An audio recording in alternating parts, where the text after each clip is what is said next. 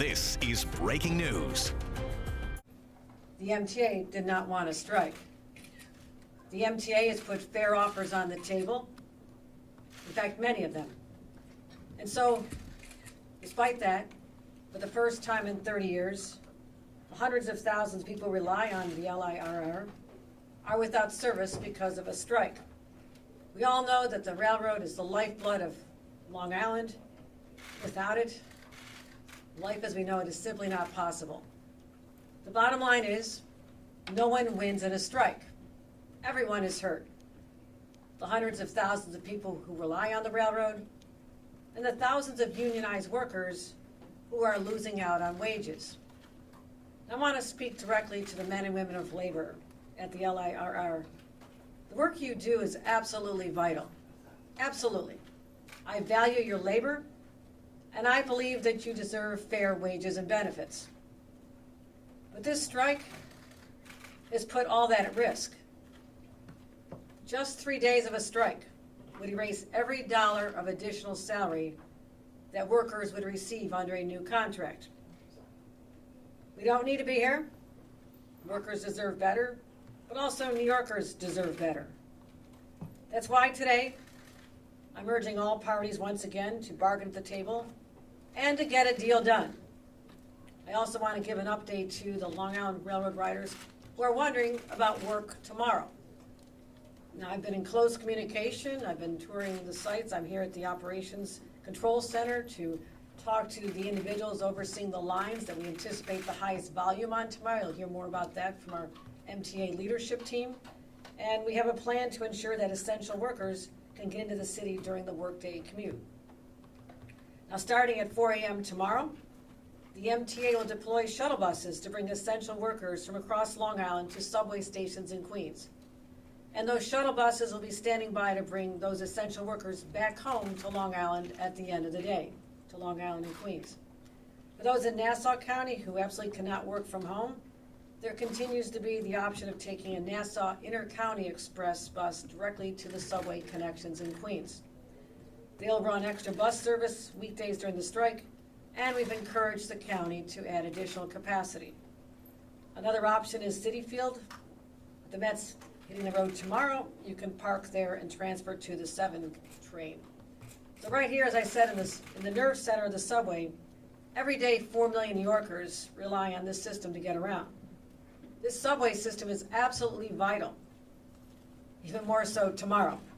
And the MTA, as I've listened and asked questions, they're ready to meet the challenge. Extra trains are on standby, and the MTA stands ready to run additional New York City subway service to meet the demand.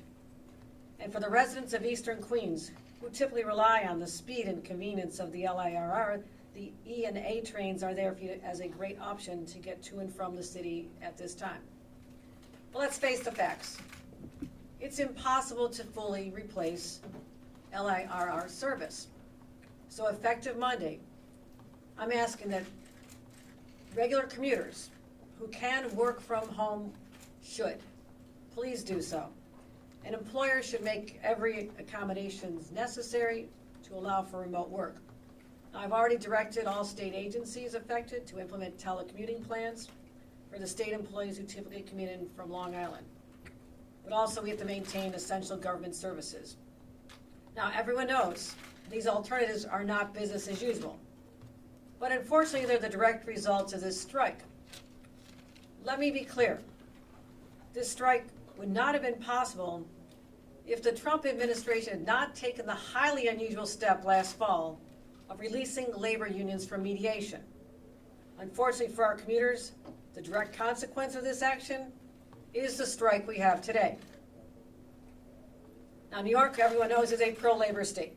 We believe in working men and women receiving a fair wage and benefits.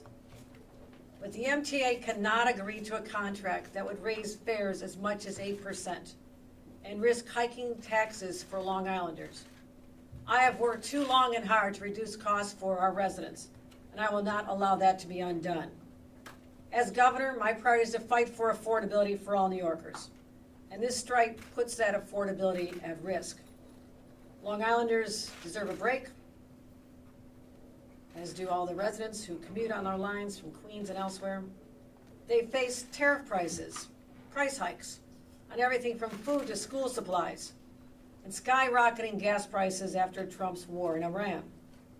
I will not let this dispute lead to higher prices and less money in the pockets of our residents. So we're looking at ways to defray the cost caused by this strike, costs that fly in the face of affordability, and I'll have more to say about that in the coming days if necessary. Now remember this, not long ago when I became governor, the MTA was barreling off a fiscal cliff. Rider post-pandemic was down, and there were calls to reduce service and slash costs. I took a different approach. I said, let's invest more. Let's create more reliability. Let's have a higher level of service. And those results have borne out. We've invested billions of dollars, and I need those investments to hold and not be diminished. And as a result, ridership has surged back, nearly all the way back to the pre-pandemic levels, which is an extraordinary result. And I want to thank all the workers across the lines and at the MTA who've been responsible for that success. Like I said, I put the MTA on stable financial grounds. I worked hard to do that, and I don't want that undone. I will not let that be undone. But I know a deal can be reached to end this strike and end it soon. But to reach the deal, as I've said before, the MTA needs a partner. The MTA has made multiple generous offers with real wage increases. I urge both sides to come together as soon as possible and resolve this, to avoid a prolonged strike that'll disrupt the lives of hardworking New Yorkers and affect the pocketbooks of the union members that their leaders are representing. So getting everyone back to the table is the surest way to resolve this strike, of also achieving all of our goals, and getting the trains running once again. Thank you. I'll turn it over to the CEO of the MTA, Jana LIRR. Thank you, Governor. Thank you for extraordinary support and leadership during this most recent challenge, but for years and years, you have been the MTA's and the riders' biggest proponent. You have been the transit governor, and we're seeing it again in this crisis moment. And thank you for sticking up for the Long Island Railroad riders who would have to pay the cost of a labor settlement that blew up the MTA's budget. You've been very clear that we're not going to do that. The riders are here, are who we're talking about today. We are here, as the governor said, in the Subway Control Center because we are totally focused on making sure that those Long Islanders who do have to travel to the city tomorrow during the work week are able to have subway service that will really bring them in to the city promptly. And Demetrius Critchlow, who's the president of Transit, as well as Rob Free, the president of the Long Island Railroad, will have more details on those efforts in a moment. But first, I want to remind everyone that about the status of the negotiations. We have always been willing to continue negotiations. We said right up to the deadline that the unions had imposed, let's talk, let's keep talking. And we sat there in the hallway so they couldn't even avoid seeing us, that we were available to talk to them right up to and through the deadline. It was they who elected to walk out. And we're more than willing to meet them halfway on wages. In fact, they wanted much more than halfway, some of them much more than halfway, which is why we put new ideas on the table again and again and again, and they were rejected every time. And apparently they then criticized us for putting new ideas on the table. We need ideas about how to bridge the gap. We need the unions to respond to our ideas and to come up with ideas and work with us. That's really important for us to get to the end. And as the governor said, we are available to negotiate. We really need a partner. We need a partner who's willing to respond to ideas and come up with ideas and find a settlement. That's what we're looking for, and we're 24/7 available, as the governor said. With that, let me turn it over to the president of the Long Island Railroad, Rob Free.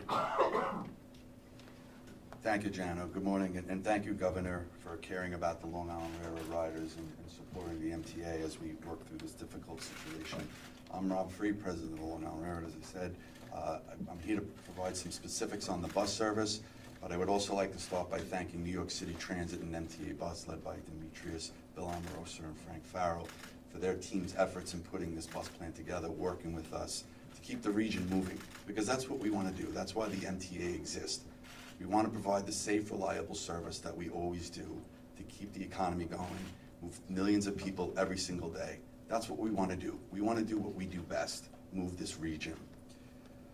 So just as a reminder, the shuttle bus service is for absolutely essential workers. We want to make sure that we get the necessary people into the city so they can perform their functions. The buses will begin to operate tomorrow morning at about 4:30 a.m. and on the evening from about 3 p.m. to 7 p.m. From about 6 locations on Long Island to Queens, spread out between Nassau and Suffolk County. There's no charge for these buses. There will also be reverse peak service during the AM and PM peak periods to Suffolk County only. On Nassau County, there's much more options. Suffolk County is further out. We wanted to provide that extra layer of service for them. There will only be peak service, as I said, for Nassau locations. For customer safety and customer service, there'll be MTA police at all busing locations and customer ambassadors to assist customers in their travels, including people with accessibility needs. City Field is also providing parking for about $6, so customers can choose to go there with convenient access to the 7 line, one of the best subway lines that we have. And riders, please view the MTA website for the most up-to-date information, mta.info. And with that, I'll turn it over to Demetrius. Thank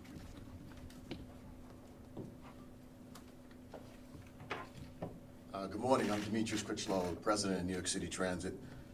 We are always committed to delivering fast, reliable, and safe service. Today is no different. Monday is no different, and every day thereafter. I'd like to remind New Yorkers that we have plenty of room, plenty of capacity in our system. The subway can take any influx of customers that are here. We may see higher ridership in places where we schedule shuttle service, or places throughout the 5 boroughs that are natural places for customers that would get normal drop-offs.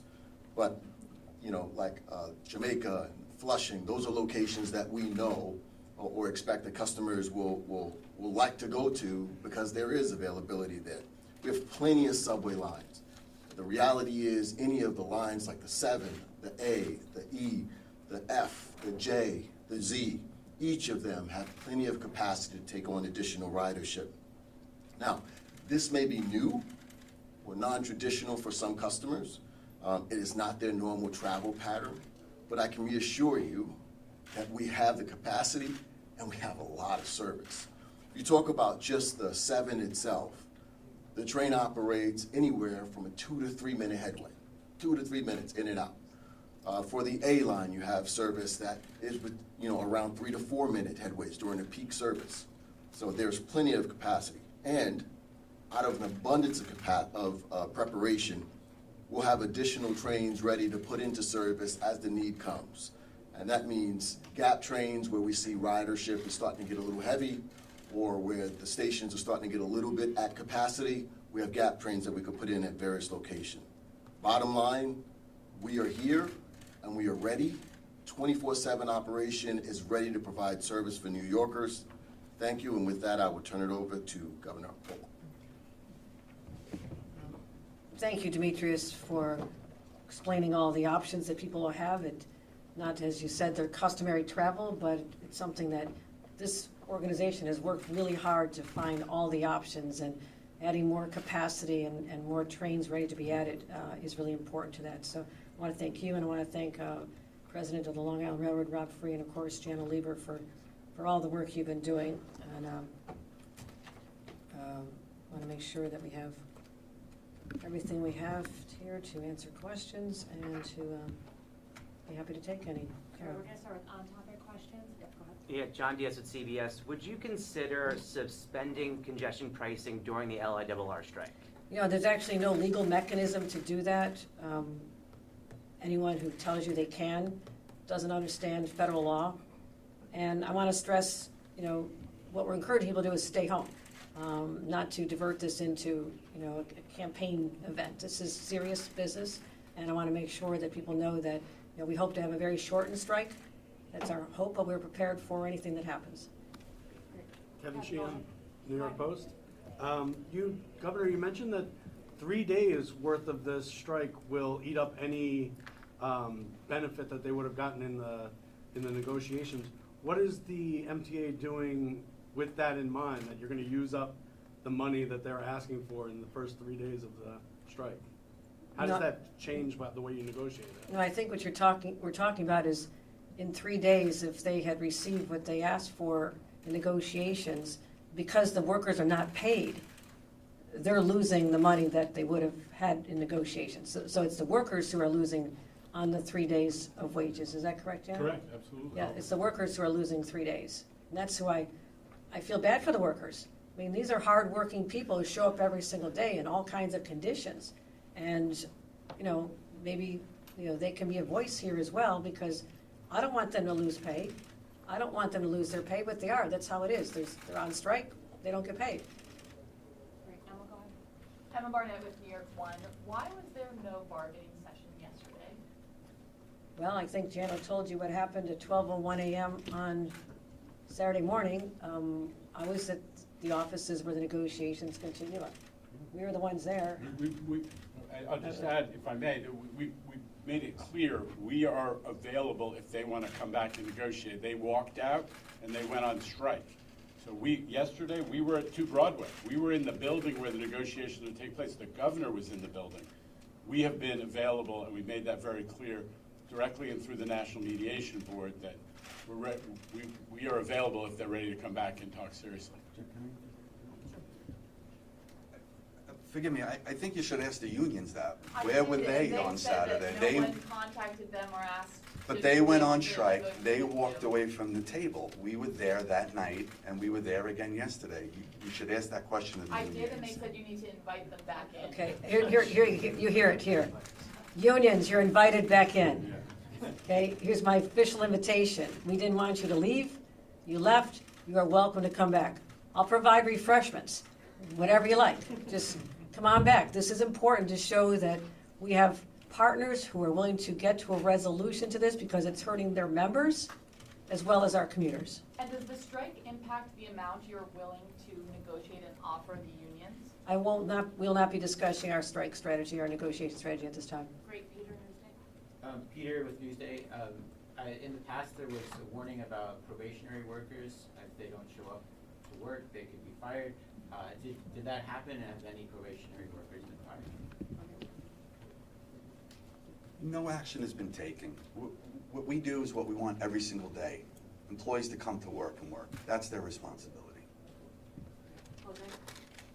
Is there any concern about possible actions at New York City Transit, on Metro North, in terms of job actions taken on, where they go in on their own, out of sympathy for the railroad workers?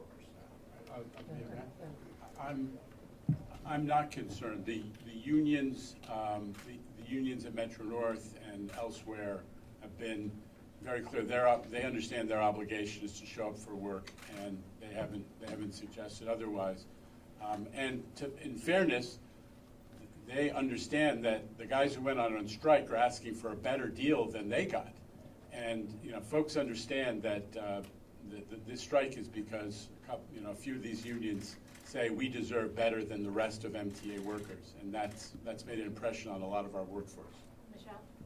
Hi, Michelle Caskey from Bloomberg News. Jano, how much is the strike costing the MTA every day? I mean, I know we have the cost of the buses, the shuttle buses, Yeah. but you're going to have now, increased subway service. I mean, listen, now is not the time to be talking about that. We will look at those numbers as they unfold. We save some money because, when we're not running and people aren't working, it costs us some money to do some other things like buses and so on. We'll weigh all that. The key is for Long Islanders to be able to get their service back. That's our focus right now. Two quick questions. You mentioned an 8% potential raise. Have you calculated what that would mean for fare raise if we were to go that direction? And then for the subway system, are we expecting delays tomorrow? Where that's potentially about 100,000 people who take flood. No, I think that's what you're hearing here today, is that this highly sophisticated professional organization has been planning for this, and you heard from Demetrius and others that we're ready for this. Yeah, we're ready for the capacity. And if it's more than anticipated, and again, we're encouraging people to stay home for the duration of the strike. If people have to come into work, cannot work from home, we'll be monitoring closely in this very room and determining where extra trains need to go. The extra trains are ready to add. Is there anything else to add on that?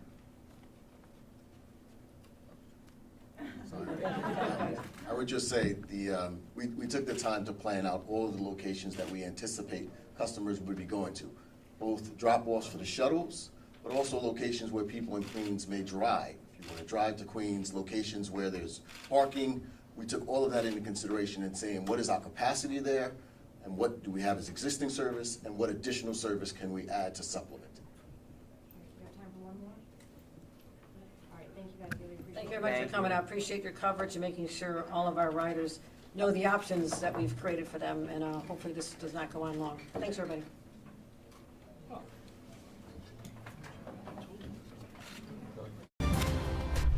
This has been breaking news.